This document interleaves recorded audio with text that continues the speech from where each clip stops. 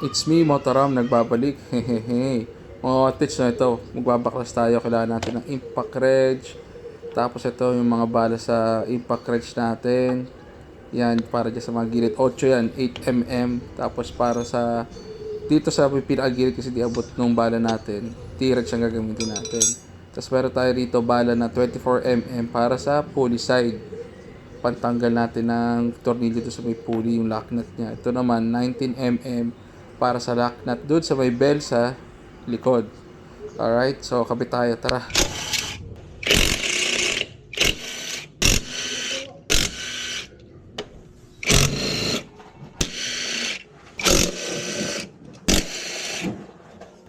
Dito pala mga otit, ito napansin natin, may gas-gas yung cover ng CVT natin.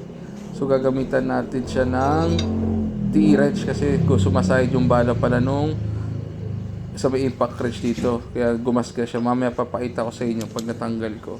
Ayan o, dito siya gumagasgas eh. Papakita ko sa inyo pag natanggal ko na to totally. Ang sakit pakita, ang lalim. Hindi ko alam kasi gabi ako nagbabaklas. Eh ngayon umaga nakita ko. Pag kaya may gasgas, sabi sinukat ko yung bala ng open wrench. Yun, saktong-sakto siya ron sa may gasgas. Kaya ginamitan na natin na ito T-wrench para safe. Hindi na masyadong lumalim yung gasgas niya. Kahit sobrang lalim niya na. Ayan mga otits, oh. Kita nyo may gasgas, dalawa. Ayun, oh. Dito yan, sakto yan sa bala ng open wrench. Ayun, oh. Ng impact wrench pala yun. Diyan siya, habang umiikot, lumalalim. Ngayon ko lang napansin yung umaga. So, kailangan natin itong papinturahan. Pero okay lang. Hindi na masyado natatak pa na air cover. Eh. So, ayan na, dito sa may pulley side. Kung kita nyo, ito gagamitin yung 24. Ano, sure. Ito, yung sinasabi kong 19mm dito sa may bell side. So, tanggalin natin yung sa pulley. Actually, papalitan tayo ng bole kasi nasa straight 17 tayo. Tapos meron tayong ano rito, tuning washer. Tanggalin ko, try natin yung 16 grams, straight 16 grams tayo. Hindi ko alam kung tatanggalin ko pa tong bell pag sinipag ako. Pero parang ayoko na siya tanggalin eh. Ayun, kaya naman siya na hindi tanggalin. Hilahin mo lang siyang ganyan. Tapos baba mo lang ganyan. Oh, di ba? Hindi na kailangan tanggalin. Dito yung pulley tuning washer. Nasaan na? Ayun, tumikit na yung tuning washer. Gagsti. Mali. Yung sira yung backplate. Yung tunaw. Tumikit siya. Hindi man nasira. Bumakat lang. Mali.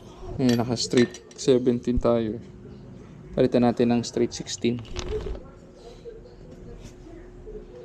Umpisa na naman si Motoram TV ng Kalikotes. Hindi mapakali sa motor. So, alternate natin yung mga nagamit ko na ito. Nag-mix kasi tayo ng 16 tsaka 17. Alternate natin yung gamit. Yung bago sa gamit. Pero straight yan lahat. Puro 16. Nawashi tayo. So, dito lahat nakaharap. Ito, paano ito na itong logo?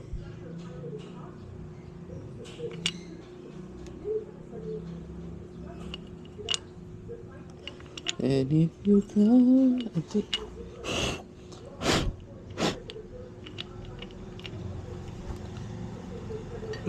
hindi ko natanggal yung ano,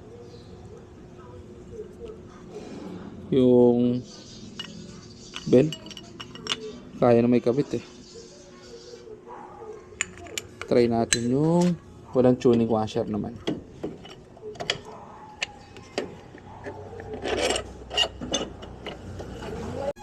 Mga otit, naka HIRC na pulley set pala tayo. Tapos bell na HIRC. Tapos clutch assembly na HIRC. Tapos naka 1K na center spring. Tapos naka 1K na rin tayo na clutch spring sa may clutch assembly. Kasama na yan sa set ng clutch assembly ng HIRC. So yun yung set natin yun, 16 grams. Ayun ang mga tits na kabit na natin. So mamaya Testingin natin ito sa Lambina. Dang hari tayo mga tits. Pero mamaya na after natin mga hapon. Kasi tutulog pa tayo, kaka-out lang natin, mag-gym. Tapos pa tayong danghari. Alright, let's go. Yo mga hotit na. Nandito tayo sa danghari. Ngayon tayo nakapag-try ulit. Parang isang araw ang naalipas kasi naging maulan. Ngayon medyo huminto na yung ulan ngayong araw. Kanina umaga nag-uulan, ngayon gabi hindi na. Lamig nga eh. So tinry lang natin yung acceleration niya. Sa dulo medyo matagal siya mag-100. Feeling ko matagal siya mag 100. May kita nyo naman dyan sa video. Sa i-edit natin yan after na ito. Papakita ko sa inyo yung 0 to 100 yan, kung umabot ako 100 kung ilang seconds.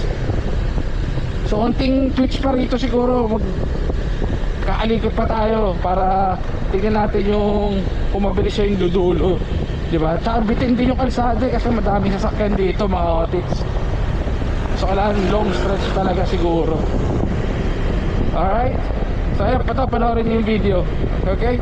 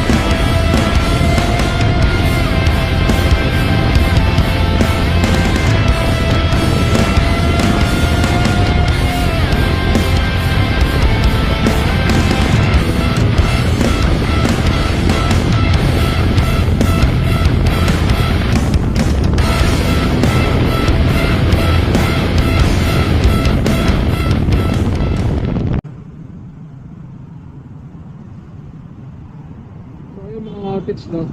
Kita nyo, yun, acceleration lang talaga yung setup natin ngayon. Kasi di ka rin mga makakadulo-dulo rito sa city driving.